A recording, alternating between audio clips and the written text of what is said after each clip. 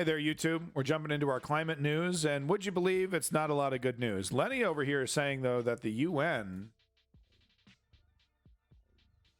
did something positive for climate. So I'm just going to type UN climate and see what comes up here and see if we can actually fashion industry, accountability, transparent. UN climate report scientists release survival guide.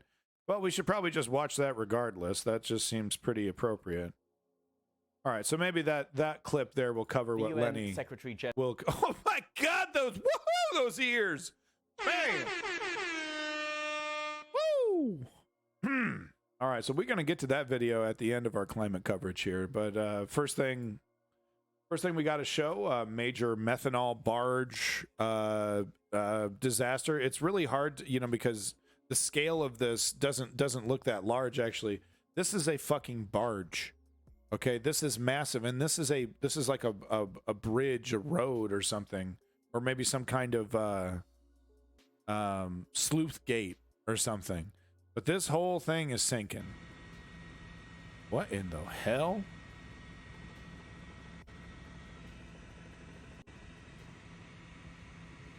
Jesus Christ, Zio. Jesus Christ. Take a look here. You got, wow, he's a handsome boy. Oh man, I take it back. I take it back, bruh. Hold up. Hold up. I gotta show you this. There it is. Oh my God, it's so toxic. Okay, I take it back, man. Alfred E. Newman, he gets it. He's getting it. Look at this shit from Zeoduke. Look at this boy. Ow! The ears probably help him in the water. They probably help control, his direction in the water. So don't be hating on the ears. Google got the longest ass links. It's a sexy boy right there. And he squeezes himself. He's looking all hot like that, and then he squeezes himself into this dorky little suit. Bro, you're not doing yourself any favors, man.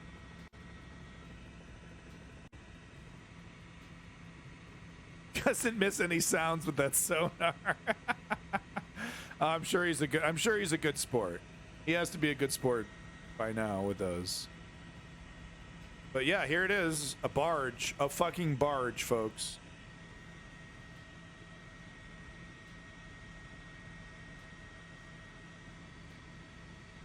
Filled with methane, what is it? Filled with methanol. Pretty nasty chemical. Who knows what the hell it's going to do to the ecology? No one even talks about it anymore. Hunky topless snap. News daddy. There's been some really incredibly deadly tornadoes, and unlike some liberals on Twitter who don't really get it, I'm not going to sit here and say I told you so about the climate change stuff. Sucks, man.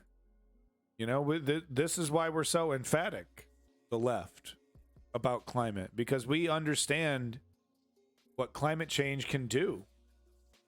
It catalyzes existing weather patterns. So if it wasn't for climate change, there might have been a tornado, but it might not have been as powerful.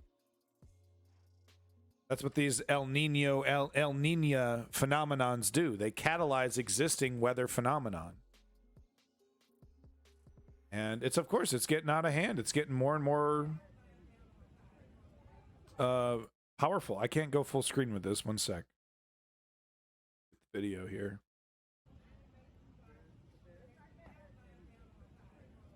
And I feel for these people. They don't have much. Need a giga wind turbine to capture tornado power. Well, you know what, Zeoduke? I do have footage of tornado chasers who have created a device that anchors into the ground with drills and observes the tornado from the inside. Yeah, that's just terrible.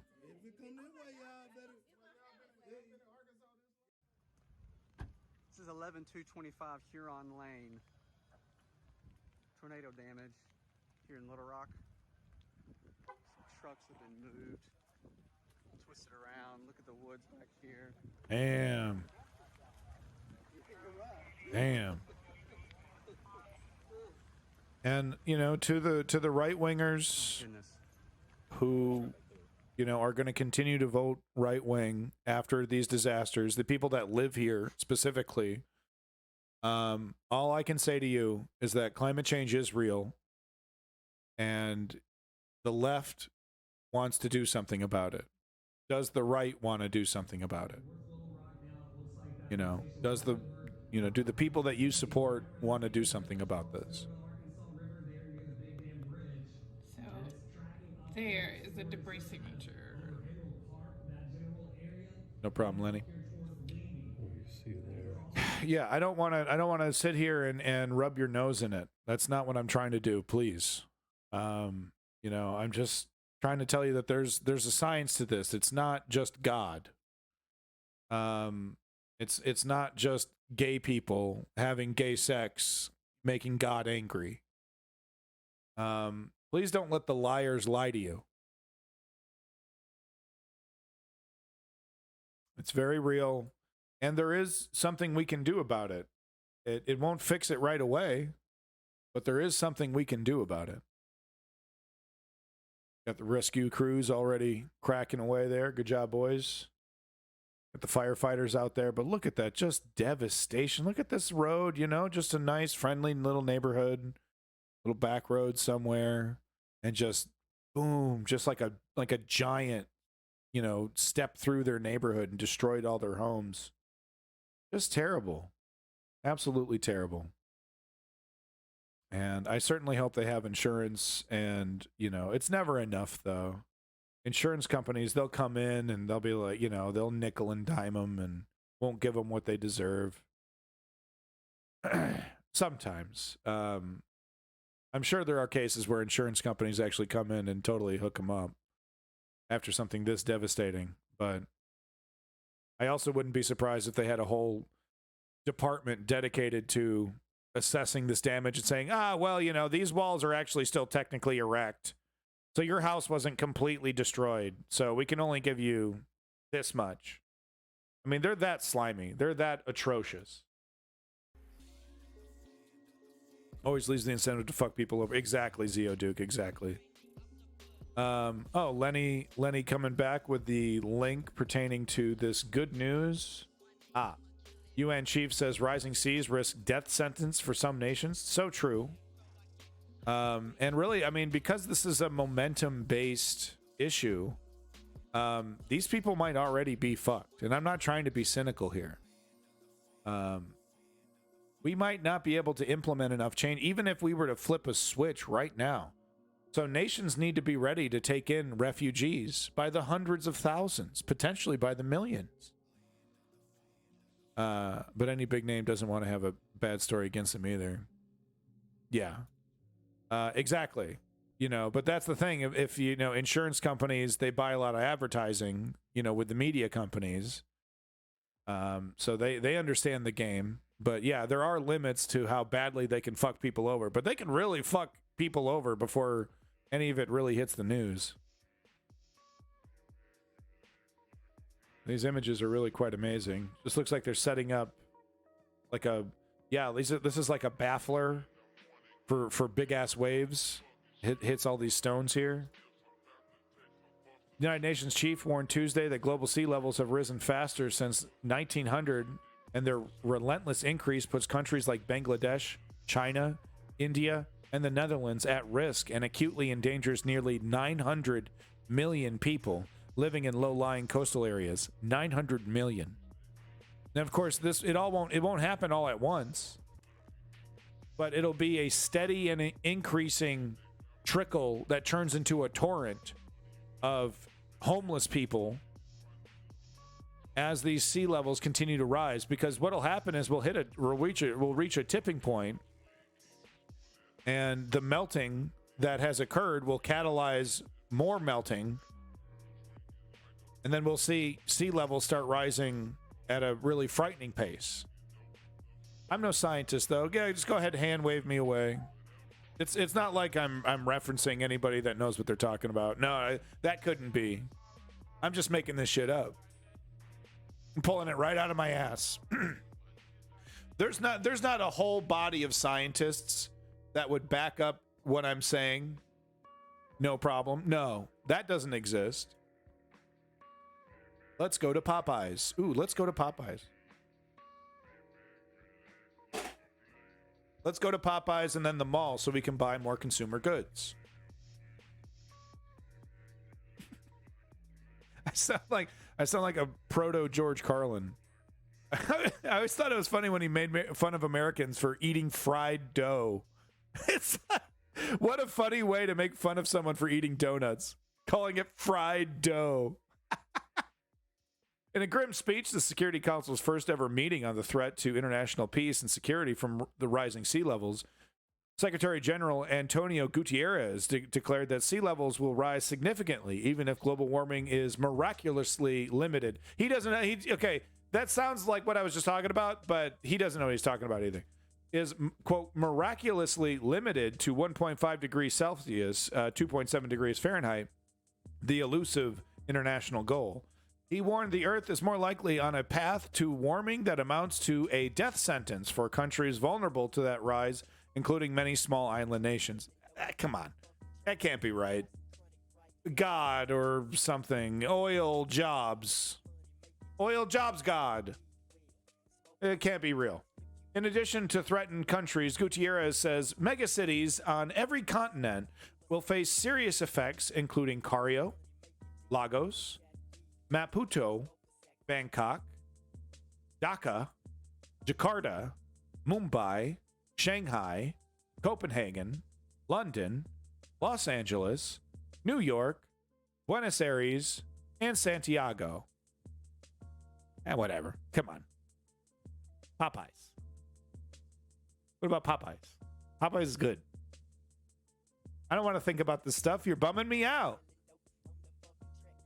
I just want to eat Popeyes. I don't know why I'm shitting on Popeyes. It's not like they contribute to climate change. I'm just saying, like, people just want to ignore it. They don't want to talk about it. They don't want to acknowledge that it's real. They want to run away from this. The UN chief stressed that every fraction, I think I want Popeyes, that every fraction of a degree in global warming counts, since sea level rise could double if temperatures rise by 2 degrees Celsius, 3.6 degrees Fahrenheit, and could increase exponentially with further temperature increases. The World Meteorological Organization released data Tuesday spelling out the grave danger of rising sea, Gutierrez says. Quote, global average sea levels have risen faster since 1900 than over any preceding century in the last 3,000 years, he said. The global ocean has warmed faster over the past century than at any time in the past 1,100 years. According to the data cited by Gutierrez, the global mean sea level will rise by about 2 to 3 meters, about 6.5 to 9.8 feet. Oh, come on, 6.5 to 9.8 feet? That ain't much. Oh, come on, that's what we're worried about? Come on. Come on. Is this why you're making my straw paper? I want a plastic straw. Come on. Plastic straws. Come on. I don't want to tax Coca-Cola. I don't want to tax oil companies. Come on. That isn't real. Over the next 2,000 years, if warming is limited to 1.5 degrees Celsius, with a 2 degrees Celsius increase, sea rises could rise up to 6 meters, 19.7 feet. And with a 5 degrees Celsius increase, sea rises up to 22 meters, 72 feet, according to WMO. But, you know, this is over 2,000 years, so whatever. We're going to be dead. My constitutional right. Quit your bitching. Quit your bitching. God, I'm sick of the whiners and complainers.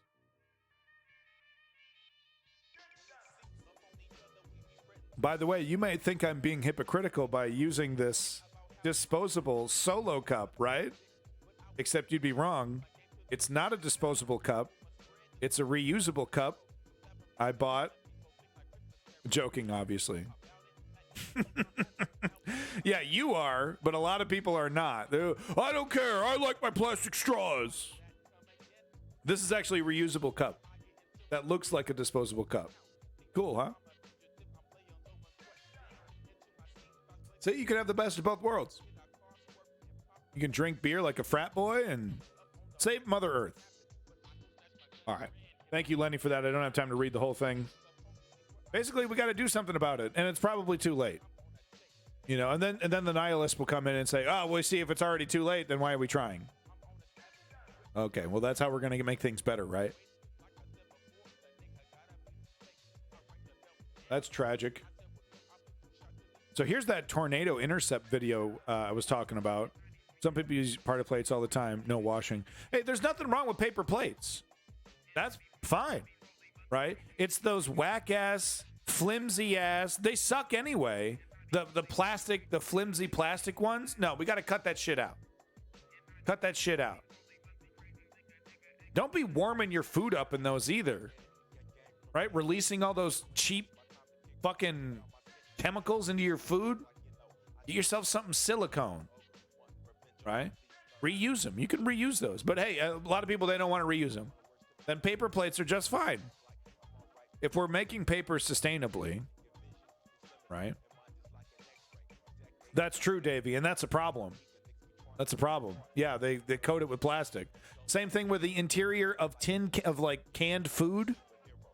I didn't know this, but some canned food will spray a layer of plastic inside your canned food, and you're thinking, you're like, okay, I'm avoiding plastic packaging, and your fucking food is soaking in it. And I tell you, man, these microplastics. Lenny, goddamn it, Lenny. He did it again. What are you doing, man? You already bought this. Lenny over here buying the fucking merch. Thank you so much, Lenny, for buying another. I don't know what is it? Would you buy one for your dog, man? Come on, please. Did you get one for your wife? Thank you so much, Lenny, for your continued financial support. I'm going to make a Patreon just to get you to stop buying my merch. It's hilarious. If you want to be cool like Lenny, you can check out the merch store right here. I can't find it. My wife put the shirt away. So you just buy another one? Bro! All right, we got to stop Lenny. I'm going to make a Patreon so that my hoodie came in. Very cool. Lenny, you're the best. Is he not the best, folks? Thank you so much, Lenny. I mean, honestly. You're too awesome.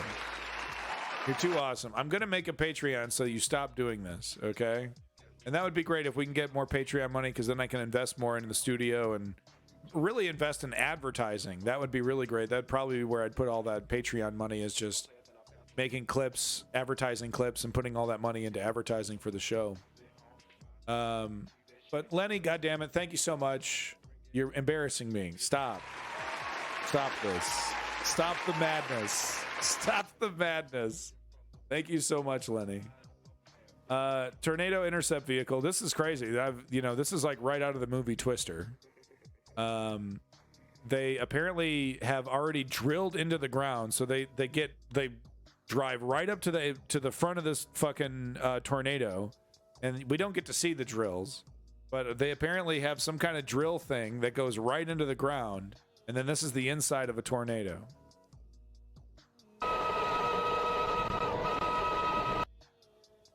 Be a little distracting. Lenny, thank you again. Dude, stop. Thank you, Lenny. Yeah, so let me read what that said again. Hold on. TIV is drilling multiple thick drills deep into the ground. It is built specifically for this. However, it is extremely dangerous, and only a few, if any others, existed at this time. Too nice.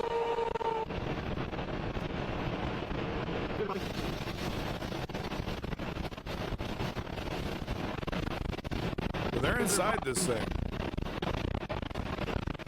You would think they would have a better camera than this.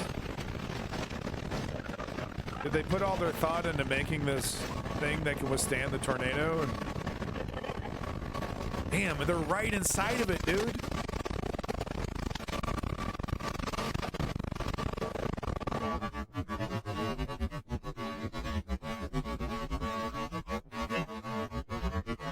They slow down the camera for some reason.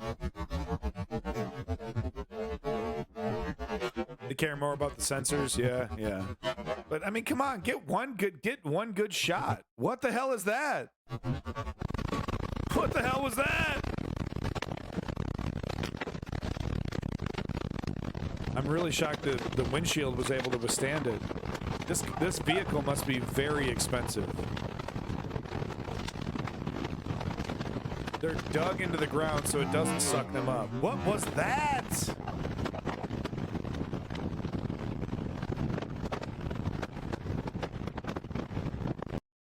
Wow.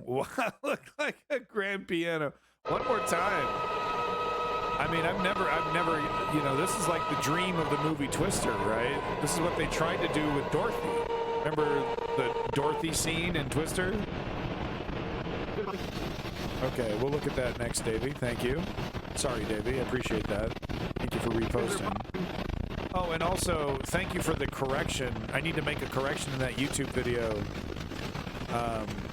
about the shooter in the most recent school shooting there. Female to male, not male to female. The main roof beam from a barn is still going to churn that into a tin can. Oh, true. Yeah, very true.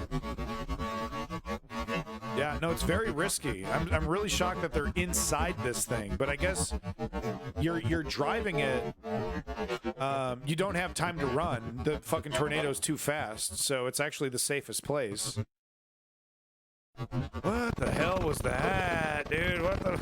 It'd be so crazy if like a person like slapped onto the fucking thing. That would be really gruesome. But you're so right. Like a piece of large debris could shatter that windshield. And what was that? Was that like something blowing up? Is that electricity being generated inside the tornado? Wow. Fucking wow. You got to give props to the scientists. They figured it out. I mean, this has been a long time coming. This has been a long time coming.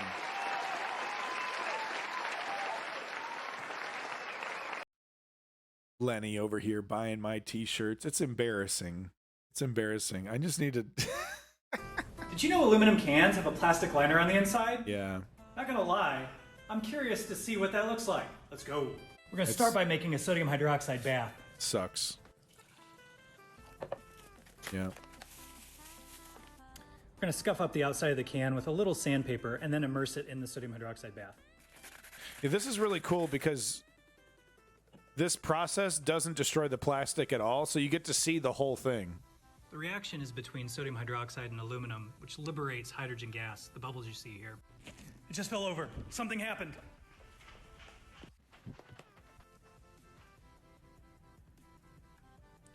Oh my god.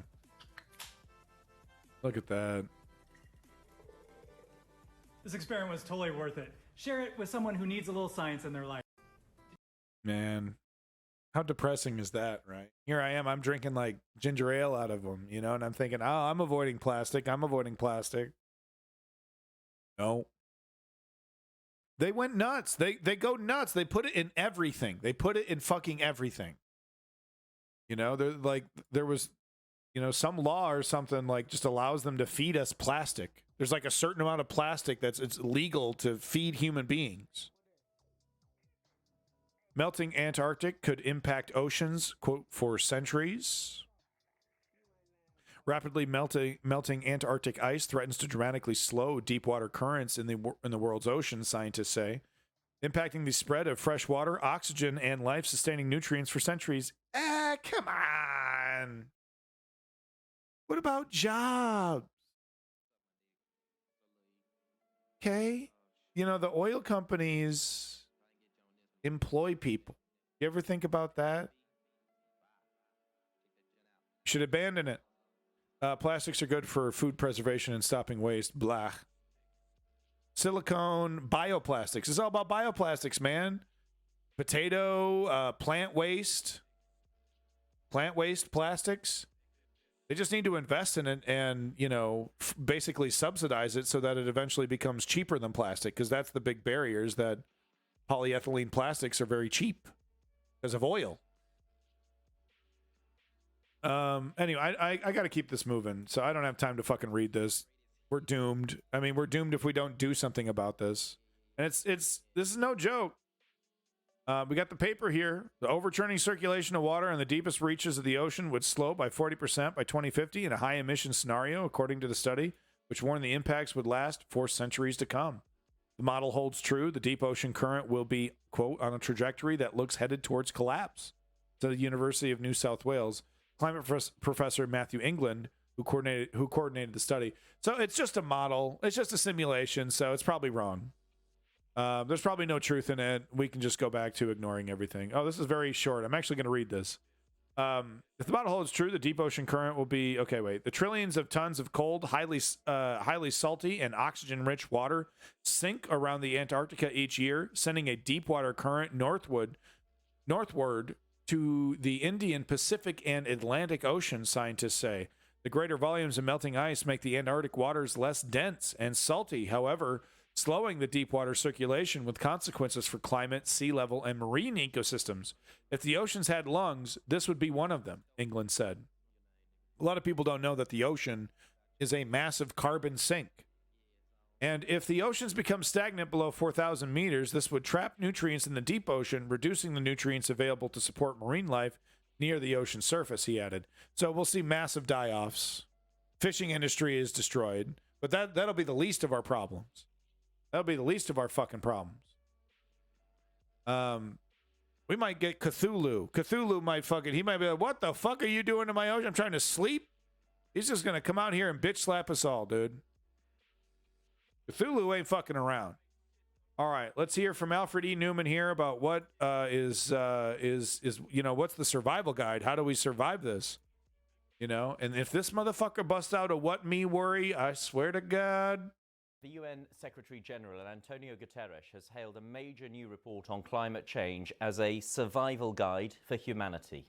Climate scientists from the Intergovernmental Panel on Climate Change said that clean energy and technology can be exploited to avoid the growing climate disaster. But they also warned a key global temperature goal will probably be missed. They say the world is expected to warm above 1.5 degrees Celsius by the early 2030s. Secretary-General Antonio Guterres has been speaking at the launch of the IPCC report and said everyone needs to work together quickly to achieve the climate change goals. Not the United States, though. The United States should get special permission to do what we want. That's how the United States does everything. They'll do these big old speeches. We need to do this and we need to do that. We gotta help refugees. We gotta, you know, all this and that, and then fucking you gotta do it. We don't. Not us, though. Today, I am presenting a plan to supercharge efforts to achieve this Climate Solidarity Pact through an all-hands-on-deck acceleration agenda. It starts with parties immediately hitting the fast-forward button on their net zero deadlines to get to global net zero by 2050. Yeah. Leaders of developed countries must commit to reaching net zero as close as possible to 2040. The limit they should all aim to respect. Exactly, Davey. This can be done. Well, I'm joined now by our climate editor, Justin Rolat, who is in Interlaken. Justin, you and I have spoken about these kinds of reports before. What makes this one different and so important? If this guy stood in a darkened hallway, I could immediately tell who he was. His silhouette would be so unique. Well, what this one does is draw together 8 years of work that the scientists in the building behind me have been doing into one single synthesis document. It's called a synthesis report. And the idea is this becomes the kind of bedrock, if you like, for global negotiations on climate change. So this gives the best science evidence of what's happening to our global climate, and it goes to politicians who then decide what policy measures are needed to address that problem. So they're not trying to come That's up with not how it policies works. here, they're just stating what is happening to the climate, what's likely to happen under different scenarios, how urgent it is that we take action on this issue. It's quite a stark point that it makes, that the world is likely to miss one of those key climate goals of avoiding a temperature rise of more than 1.5 degrees Celsius compared with pre-industrial levels. Is that a sort of admission of defeat? Is there a danger that people and governments will throw their hands up and say, well, if we've missed that target, you know, what impetus is there to make changes? His ears, Davey. I mean, they're quite careful in the way they describe this. They say under most scenarios, it is now likely that we will miss that 1.5 boundary that was regarded as the key target for keeping emissions within, keeping climate change, I should say, within avoiding the worst effects of climate change. What they do say, though, if we make really deep cuts in carbon dioxide emissions and develop technologies that can draw carbon dioxide, suck carbon dioxide from the atmosphere, we can bring temperatures back down to 1.5 degrees. So, I mean, I think essentially what they're saying is there is a window of opportunity to keep climate change within kind of manageable limits, but that window is rapidly being slammed closed. It's closed. You know, it is a kind of moderated message. I don't think they'd say it's a failure. I mean, the scientists would say we simply are scientists. We study what's happening. It's not our job to succeed or fail on this. But yes, in terms of the global negotiations, it is disappointing, certainly, that when looks like we're going to it'll be pretty disappointing when climate change barrier and forces millions of people out of their homes. They hope the evidence they're presenting today, which remember underpins future global negotiations, will encourage governments to take deeper and more serious action. That's certainly the message from the UN Secretary General today, who said what needs to happen is we need everything, everywhere, all at once. He said, borrowing the title of the Oscar-winning movie. And you know the thing that drives me nuts is that this is a capitalist's wet dream. We need services and products, and we need investments into companies that will last decades. We need to dump billions of dollars into R&D. This is a capitalist wet dream. And why are they holding us back? Because the ones that already make money off the existing industries, oil, but more than just oil, automotive industry, and there's a bunch of different industries that, the carpet industry is another, kind of a more, esoteric example, but they benefit from, being able to pollute as much as possible. Basically, they're, the more money they have to invest in, green energy, the more they have to cut their profits, because it's really hard to make certain products without a certain amount of pollution. So it directly cuts into their profits, and they would do anything to, dump noxious chemicals into our waterways. Anyway, I'm not being anti-Semitic, Davey. Oh yeah, I'm talking about his nose. What are you talking about? What are you talking about? I'm talking about his goddamn his ears here. No, we saw him without a shirt on. He's a Hunkenstein. I'm just saying. I think he's got very distinct ears. All right, there you go, YouTube. That's all I got for climate.